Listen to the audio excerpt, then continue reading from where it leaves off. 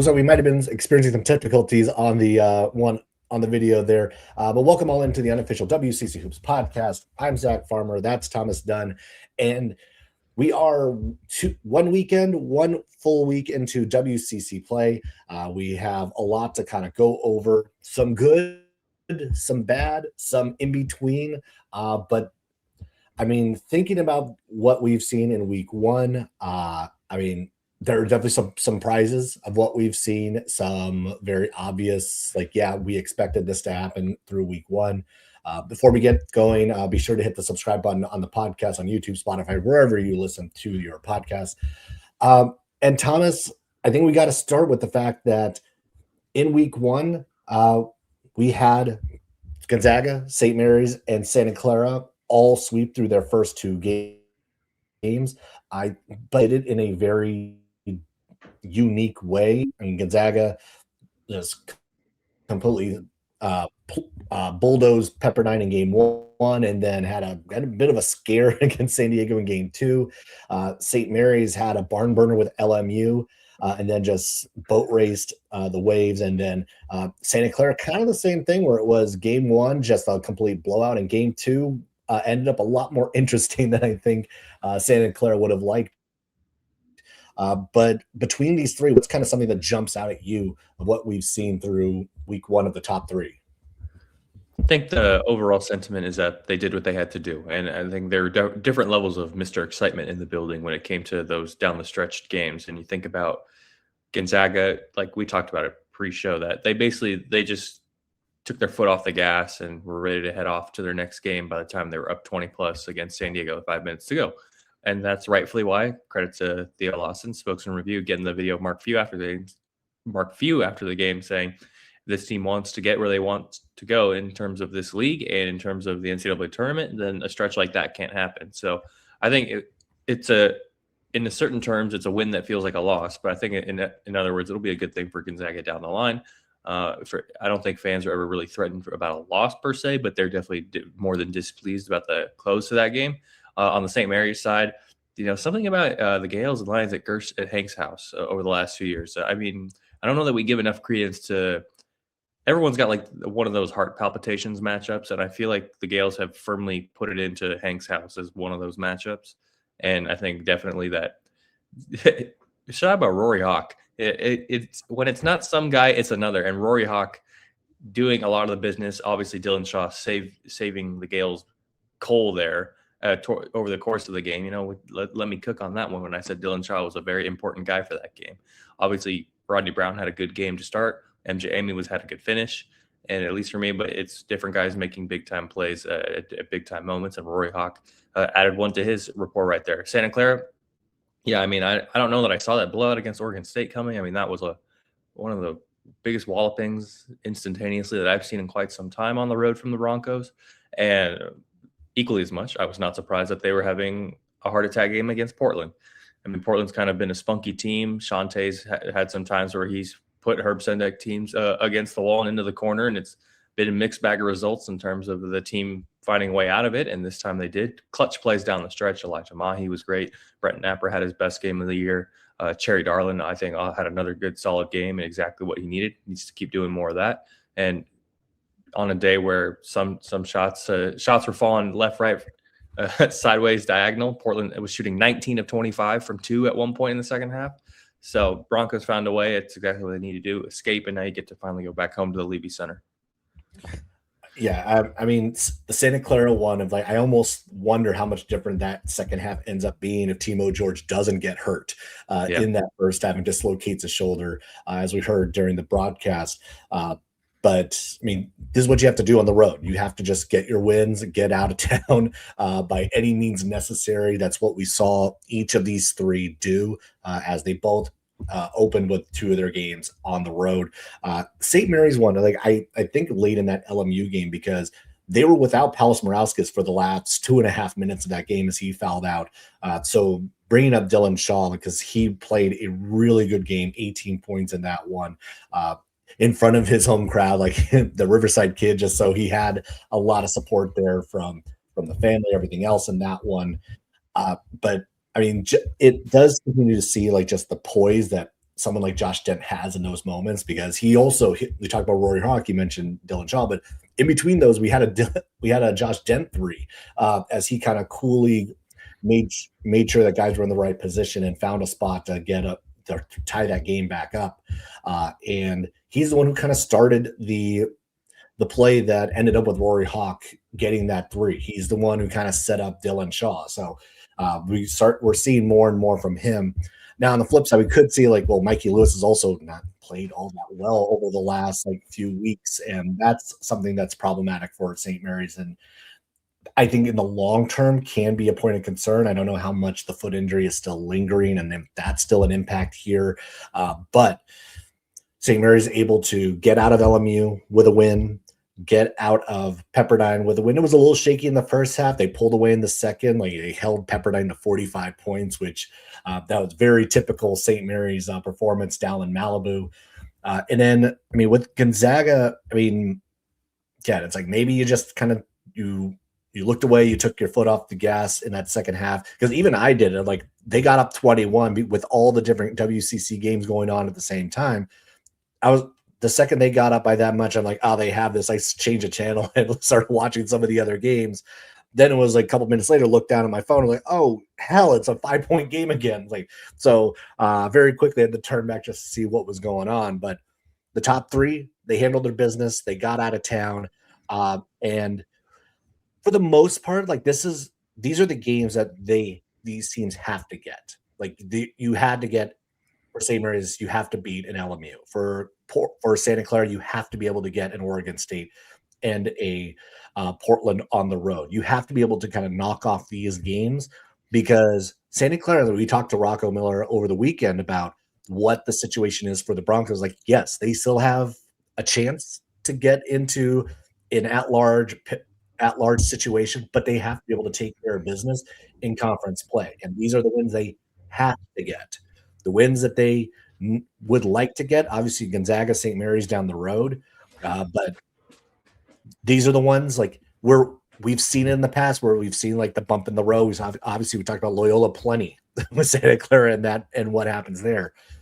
But these are the ones like, hey, that could have gone south very quickly against Portland had they not been able to really kind of get it together in the second half. So having those three kind of be the only three who actually did a clean sweep in week one, I think is good for them. But I think all those then speaks a lot to what is happening throughout the rest of the conference, because 4 through 10, you have a lot of ups and downs. Like you have, I think it's 6 teams that are 1-1 right now in conference play. And I don't know, like I feel like I have different waves of, oh, this team is actually going in the right direction. This team's going in the wrong direction. I feel like the one I probably still feel okay about is Seattle U in that group, but everybody else is like, it feels like, and LMU. Honestly, I feel good about LMU because getting a win against St. Mary's, like play well against St. Mary's, and then they took care of business against Pacific. But I mean, it's going to be wild again. Like looking at what the rest of the WCC is at this stage. There's going to be a lot of dogfights, and we saw it even last night, a lot of single-digit games throughout the league. And for a lot of teams, there are a lot of landmines. I think, at least for me, I thought Pacific would be able to split their road trip. That didn't happen. I think Pepperdine, I mean, who gets put out in that gauntlet on opening weekend, obviously not the best way they wanted to rein in the last year at Firestone Fieldhouse. But going forward, I think I look at some of the other teams like San Diego. They got a split, but they're playing a lot better. You come off that win against UC San Diego not too long prior to that.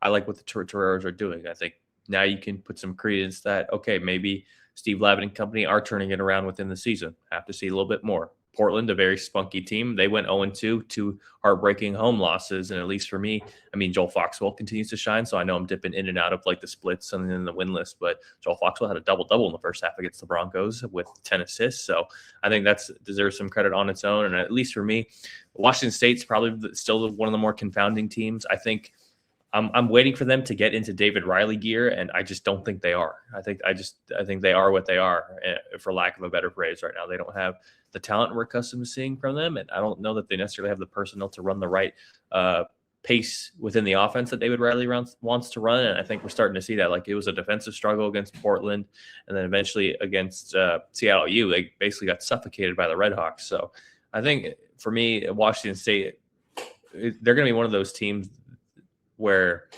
they can punch up, but I don't know that they can sustain a big punch consistently. And I think that's what sticks out among some of the teams that split. Credit to Oregon State for rebounding after that walloping by Santa Clara. I mean, them beating San Francisco, and while acknowledging that Mookie Cook did not play, I mean, I still think San Francisco needs to win that game, and they did not. And we've had our moments in the sun about why San Francisco not doing what they need to do, and this just adds another tally to that mark. I mean, the middle pack is going to be so confounding. Now, I do like what we saw. I think the one I really did like in the course of this first week was LMU, because we saw a lot of really good things with them against St. Mary's. The defense played fairly well. They made life difficult for them, but then the offense was there. Like they scored in the 70s in that game against St. Mary's.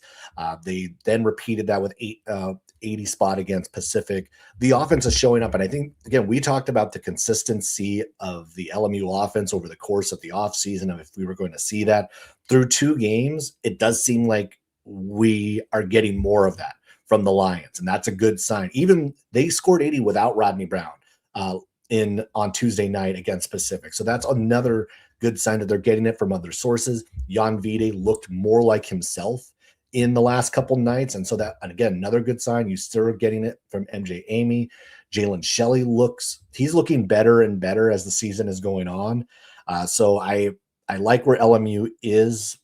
Probably most comfortable with them where they are as amongst the teams who's had a split this week. Now, one individually thing about San Diego, like they're 3-2 over their last 5 yet, and the two losses, Gonzaga by 6, and then they got blasted by Washington up in Washington. But there's a level of consistency that's starting to happen, and one of the big parts is Tyler Johnson. Yes, we talked about him hitting the game winner against UC San Diego a couple weeks ago, but consistently, like, he's now scored 20 plus points in 4 of the last 5 games. He is becoming more consistent. He was 9 for 12 from the field against Gonzaga on Tuesday. So we're starting to see that start become like we have a go-to guy for the Toreros now. And so that's an important thing to kind of note of, like, I think early on we're like, okay, who's going to be the one who steps up? Who's going to be the guy where's it going to come from? And it turns out it's Tyler Johnson. That's your guy for USD. Good to see that from them.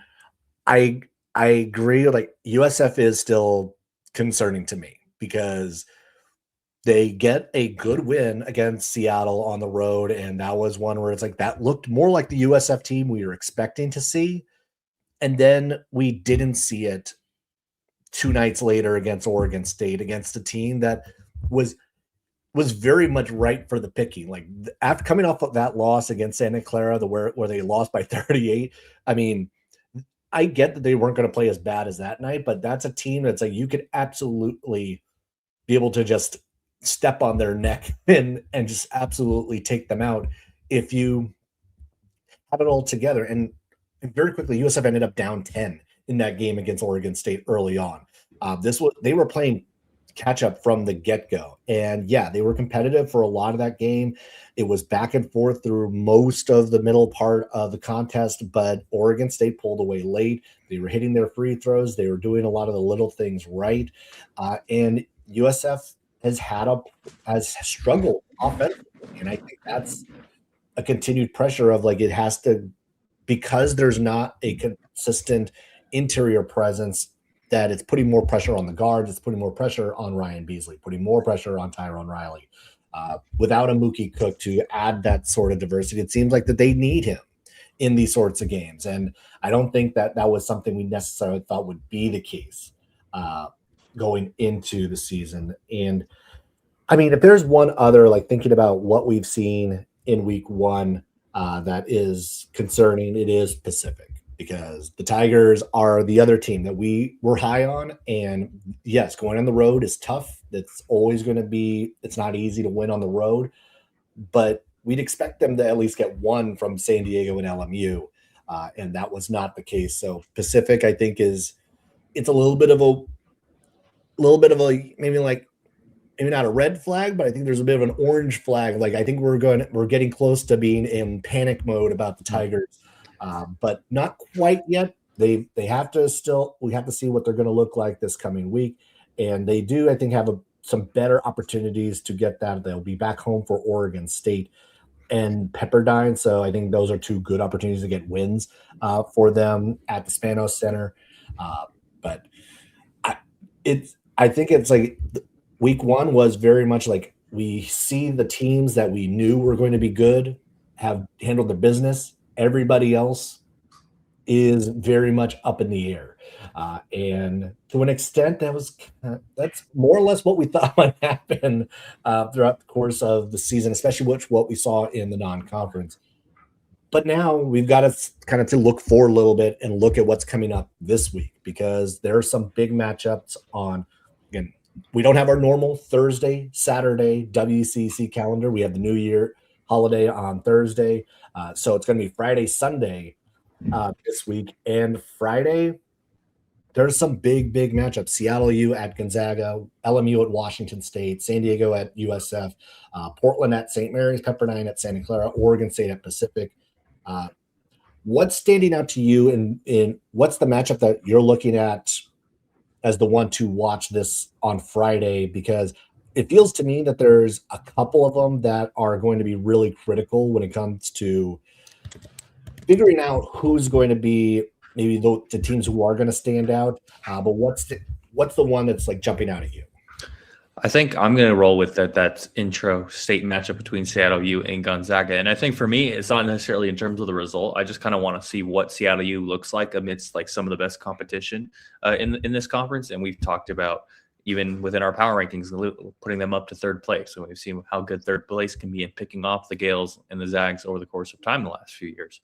So at least for me, it's what do you look like against the conference powerhouses? It doesn't help that the Redhawks obviously just dropped a game at home to the Dons. That's not going to look favorable right now. But I think going forward, this to me represents some of the continued floor and some of the continued ceiling that we can see in game from the Redhawks versus the Zags. And obviously you're going into the best environment in the WCC probably, and then not something you really see other than GCU. So for me, it's how does Seattle kind of handle that? What does their offense look like, especially in a very packed house, even though it's the winter break and stuff, but what will be a packed house from the rest of the fan base, a very intimate environment, and all things considered, what as Chris Victor react? This is the first WCC road trip that he'll be on. And so at least for me, it's more about data points, but I do find the intrigue with Seattle U against Gonzaga. Yeah. And the other note is that Seattle U already has wins against Eastern Washington, Washington State, and Washington. They are now going for the clean sweep of the Washington schools. So I don't think that Seattle U is going to go into the kennel and get a win there.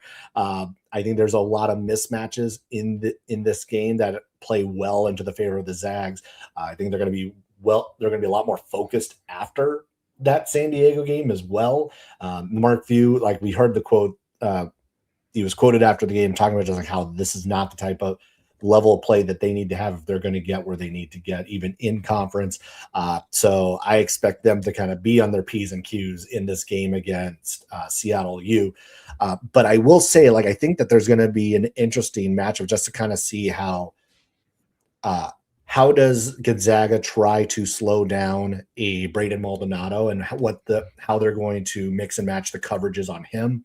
Also, just how they're going to keep track of Will Heimbrook, because again, like this is one of the best shot blockers in the country. This is not an area where actually Gonzaga they're not great at the interior defense as far as like blocking shots. It's just not their game. So having someone like that on the Seattle side, I think is going to be an interesting note. Also, can Graham Ike kind of keep us cool in this one? He lost it a bit in that game against San Diego. They kind of got under his skin, and it's not unusual that we've seen this from Graham Ike. We saw it last year. We saw it the year before. He can get passion. He can kind of go overboard a bit. And even Mark Few kind of noted that after the game. It's like, hey, that's not. He has to be better about that. He can't be putting himself in that position. And so I'd expect him to kind of have a little bit of that course correction in the game against Seattle. But again, you're right. It's like first road game for Seattle U in the WCC. Hell of a first road game to get in league play. But this is going to be a good opportunity for them to kind of see how they do play against the best of the WCC. Have to do it on the road, and I do think that this is going to probably be. I think it's going to end up being a little bit lopsided, unfortunately for Seattle U. But the Zags coming off of that game against San Diego, I think that there's necessarily room to say like, oh, here's where you can attack them. But if they can play in the paint well and just make life difficult, again, you don't have to limit them from scoring because I don't think you're going to slow down Braden Huff. You're not going to limit Graham Ike in that way. But if you can make it more difficult for them, which Seattle U might be one of the teams in the WCC who is equipped to do so, this might be at least like a better game than it might look like on paper going into Friday. Yeah, it could be. Go ahead. No, it could be a little bit of a testy game, and I think going forward, like we haven't. Not that he has disappointed by any stretch of the imagination. I just think it's more of the way Chris Victor has put his team out there. Like, you want to get Brock Felder out there, let's get Brock Felder out there. So I think it's not a huge like. It's not the end of the world when Seattle U, no matter what they do in this game. I think, at least for me, it's what can they deal with in terms of Jalen Worley and Tom Grant Foster, because that's the energy that kind of just can overwhelm everybody. And at least that's what stands out to me. It's when those tidal wave runs come inside the kennel, I think it's going to be courtesy of those two guys using their defense to go forward in their offense. So that's what sticks out to me in terms of this matchup. And, you mentioned Graham Ike and his emotion. I think it's been well documented over the years that can be a detriment in the game. Mark Few has been consistently on it. I think last year he was even handing out fines for technical fouls. I don't know if he's going to head back to that strategy this year. So at least for me, that's what sticks out about the matchup. I think what Seattle U's secondary creators can look like, what's Malik Arrington look like, and what are some of the other guys doing on the secondary creation front. I think that's going to stand out in terms of some of the adjustments that both teams have to make. Cannot be an understated storyline here. Jun Suk Yeo's return to Spokane, and we know how well he has played. It did look like he did have to leave the game against Washington State because of what might have been an ankle injury, but we'll see if he's going to be good to go for Friday. That would be a really fun moment to kind of see him return to the kennel. Obviously, like this is like the Zag fans like really always like treat their returners well. So there's going to be, I think, a lot of support for him early on. Now, if he starts to actually light up the Zags, then that might turn on him quickly. But at least at the beginning, I think we're going to see a good moment from the crowd with him as Seattle U gets into that building. Now, the matchup I'm actually kind of looking at, like as much as I'm intrigued by Seattle U Gonzaga. The one that feels to me as like a game that is going to kind of tell me more about what the season is going to look like is LMU at Washington State, because the Lions, I think, I think the Lions can be a top half of the league team this season.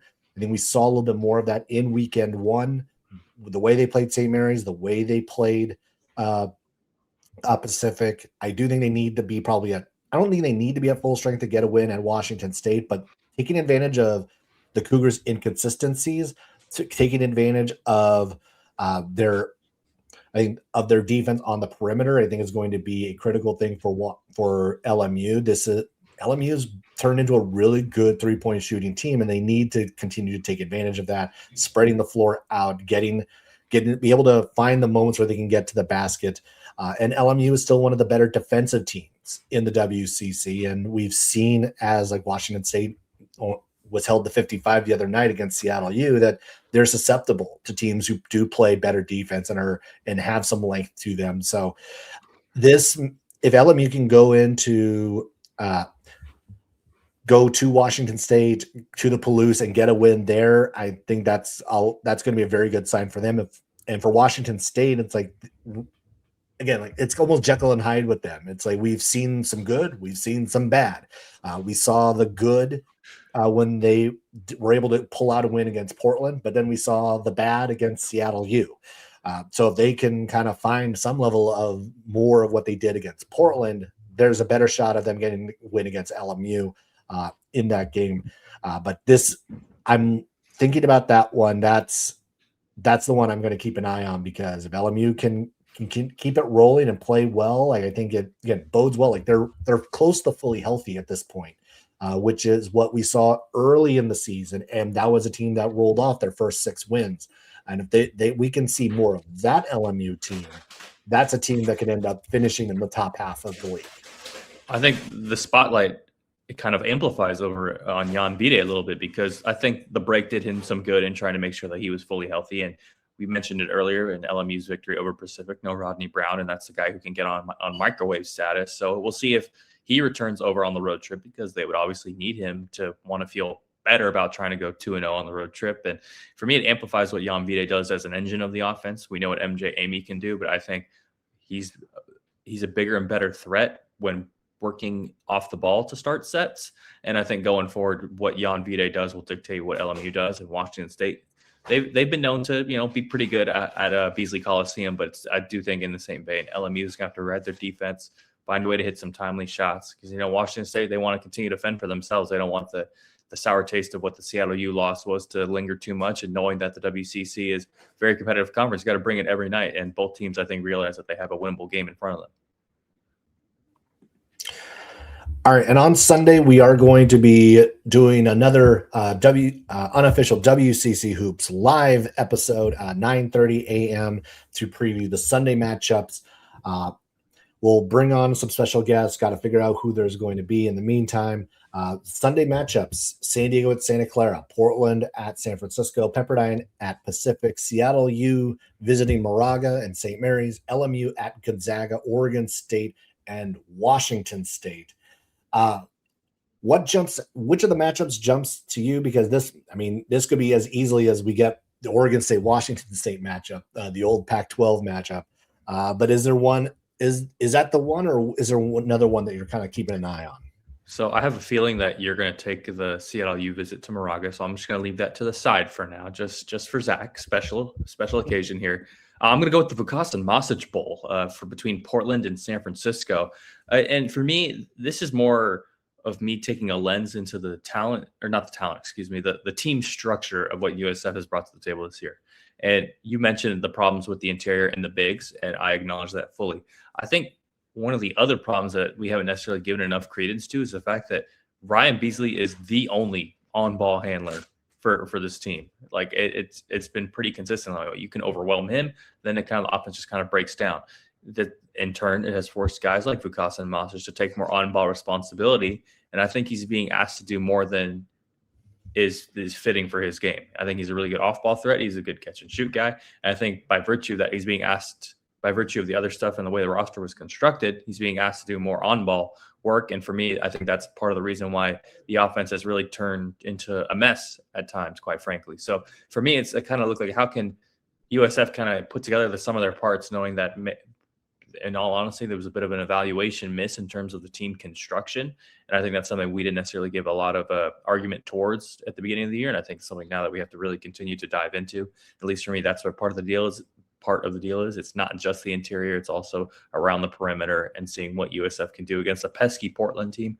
Obviously, they are 0-2, but I think they're a more than capable team. They can upset you on any given night. They have some hot shooting. They have play with good pace. Obviously, we've seen what Joel Foxwell can do, dishing out assists left, right, center, however you want to slice it up. I mean, we talked about earlier, 10 assists in the first half against Santa Clara, and he was carving them up, and that was kind of a well-earned 10 first half assists, finished the game with 15, tying that school record once again that he set earlier in the year. So all fun and games along that front. So I kind of want to see what that matchup looks like, because I think it can be a fork in the road for both teams.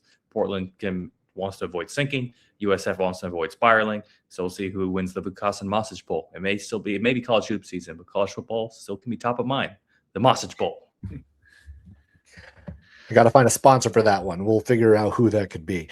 But I like that call. I like the I like that one. And yes, I think Seattle U St. Mary's is kind of an obvious one. I'm going to get a little bit of a push for San Diego Santa Clara because I just kind of want to see if Santa Clara can keep the train moving. I also want to see what San Diego can do away from home. I think with San Diego, it's like we've seen some good things of late, and can they keep it going? Can they keep that moving? They've shot it from three really well. Can Santa Clara defend the 3-point line well enough to keep San Diego at bay in that one? Going back home for Santa Clara, I think is going to be a good thing. Like I think that's something that they getting that home cooking, having that familiarity in the building, I think is going to be good for Santa Clara coming back home after, again, like two very different wins against Oregon State and Portland. And we need to see if Santa Clara can avoid the pitfall, can avoid that speed bump. And San Diego seems like one of those perfect speed bump teams right now. So seeing if Santa Clara can finish the weekend off, get that one after their first game of the weekend against Pepperdine, which that's one of like not that I can completely write off Pepperdine, but Santa Clara should have no problem with Pepperdine. It's San Diego the one I think it's going to be the challenge, even if on paper, looking at the record or whatnot, they don't jump off the page. But St. Mary's and Seattle U, that's one where I think we're going to see some very interesting matchups. I think the backcourts are going to match up really well. I think Braden Maldonado and Malik Arrington against Josh Den, Mikey Lewis is going to be fun to kind of see how that all breaks down. The continued growth of Dylan Shaw to kind of see what he's able to bring. And for Seattle U, like this is going to be a weekend where they're going at Gonzaga, at St. Mary's. So how much are they going to have left after the Zags? Because we have seen from other teams in the past of what happens when you have both of them in the same weekend. Do you have enough energy for both games in a 3-day span? Especially when that amount of travel is involved. I mean, we saw not jabbing the memory of, we saw what happened with Santa Clara a couple of years ago when they hosted Gonzaga and were able to get the win. And then 2 nights later had St. Mary's and got the doors blasted off of them. And that was when they didn't have to travel at all, let alone for a team that is going to be going on the road to try to go to both buildings and get a win in one of them. So I think that's going to be a challenge. And then also the one thing, even though Seattle U's interior and post players have played well over the course of the season, have gotten better, how do they handle St. Mary's' size? Because that is the one thing that is different than playing Gonzaga. Gonzaga's bigs are kind of comparable size to what Seattle U has, but St. Mary's is just on another level with Harry Wessels and Andrew McKeever down in the post. So I think that's going to be another note to kind of keep an eye on of how Austin Mauer, how Will Heimbrot kind of like handle that grouping, because that's a completely different level of post play that St. Mary's brings than what Gonzaga brings. I mean, there are also guys that they're not going to really leave the paint. Like McKeever and Wessel aren't really going to leave that painted area, unlike EK and Huff, who are going to at times be sitting on that 3-point line, and you have to respect them enough out there. So it's going to completely different styles of what Seattle U is going to see from game 1 to game 2 this week. And so it'll be fascinating to kind of see how they're able to combat what St. Mary's is going to bring. Also, just even pace wise, just you go from top speed, full speed with Gonzaga, and now you're going to go to slow, deliberate play with St. Mary's. How you're able to kind of combat those two. So yeah, Seattle U, St. Mary's is going to be another one on that list to really keep an eye on. Now, the one thing that has also happened, there's been a lot of noise, a lot of talk about eligibility, players coming in to college basketball. I mean, we've had this conversation before the year, as Cherry Darlin was one of kind of the first dominoes to fall in this one, is a former G Leaguer was going to be coming in to play college basketball. We know it's happened a few other times. We know that obviously professional international players have come over as well. Mario Saint-Superi obviously being one of those, but both carrying years of eligibility because of age and whatnot. Now, The one thing that the NCAA has done, or at least announced, NCAA President Charlie Baker did make a pretty what seems like a definitive statement about who is going to be eligible to play in college basketball, in that it is, quote, the NCAA will not grant eligibility to prospective or returning student athletes who have signed an NBA contract. Now, this does not include a G League contract, but this does include players who have signed two-way contracts. So any contract that has an NBA component to it becomes ineligible to play in college basketball. And again, like this is, it seems like a pretty definitive statement to be making when we know there's a lot of legal components here. There's a lot that could still be knocked down, struck down, or whatnot. But right now, it seems like the NCAA at least is making it very clear that this is the line that cannot be crossed.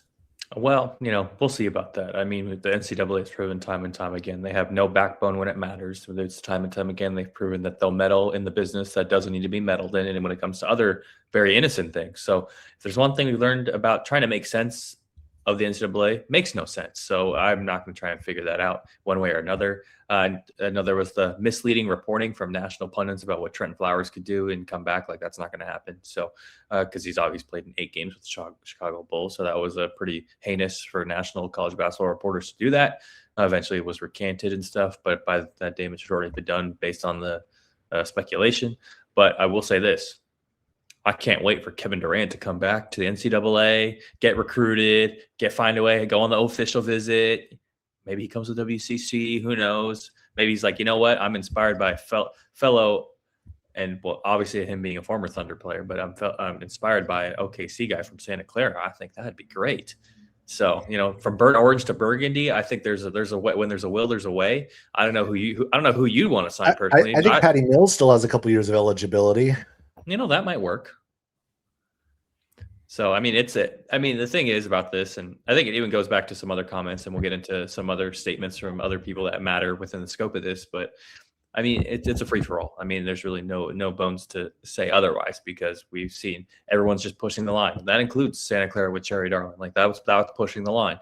Louisville signed London Johnson. That's pushing the line. So, Baylor trying to get James Najee. Obviously, I understand the premise of thinking for the Baylor Bears, but obviously I don't have to like it, and I really don't. So, I mean, this is just when we talk about the funniness of ethical hoops and unethical hoops. I mean, college basketball is turning into very unethical very fast. So, gotta figure it out. I think the one thing is, and Mark Few was quoted saying it the other night, and this is the one part I think that is important, is that until there are rules in place of what you cannot do, coaches, teams, schools are going to do whatever they can to make their teams better. That's the bottom line. Like, because the coaches' jobs, the teams' jobs, the school jobs are to win. Like, that is their ultimate goal. And being with that being the ultimate goal, until someone says you can't do X, Y, or Z, why wouldn't you be trying to do whatever you possibly can, turning over any rock to find better players to add to your program, regardless of what the NIL rules are or how much. Like, this is where, again, it is the Wild West. But until there are rules in place, I don't know what can be done at this point. I mean, the NCAA has kind of been on their back feet forever on this topic. I mean, I feel like had they addressed it, the entirety of eligibility NIL a couple decades ago, maybe we might actually be in a better place. But it feels like we're now too far down the road to really kind of turn this around. Like, Pandora's box has been opened, and it's too late at this stage to put it back. But I fully expect teams to continue to do whatever they possibly can until someone tells them, no, you can't do it. And unfortunately, we know that the schools with money are going to be allowed to basically do whatever they want. And maybe the smaller schools are the ones who are going to get their hands slapped, because those are the only ones that the NCAA can really seemingly punish, are those that have less power, have less kind of sway on what can actually be done or not. Even thinking about, I'm sure you saw like the story about the D3 runner who was just getting donations from from the community to be able to pay for tuition, and he has now been ruled ineligible. That pissed me off. That pissed me off so bad. I don't even have the words for just the spineless, cowardly, and embarrassing stuff that that the NCAA puts together on crap like this. It really is astounding. But this is where we are. But right now, we still have live basketball in play. For the most part, this is not impacting the WCC at the moment. We have our one G Leaguer already in, and he's starting to play a little bit better over the last couple of weeks. So we'll see how that's going to help Santa Clara on as we get deeper and deeper into the season. But as we start to wrap it up, we will be having our unofficial WCC live on Sunday at 9:30 a.m. To go over Sunday's games. We'll try to get back into our regular rhythm on dates for episodes, because the WCC schedule is kind of all over the place the first few weeks with the holidays. So we will get back to normal days, normal schedule, all that sort of stuff soon. But that'll wrap it up. So be sure to hit the subscribe button on YouTube, Spotify, wherever you listen to the podcast. Follow along on social media at unofficial WCC pod. That's Thomas. I'm Zach. Thanks for watching, everybody, and we will catch you later.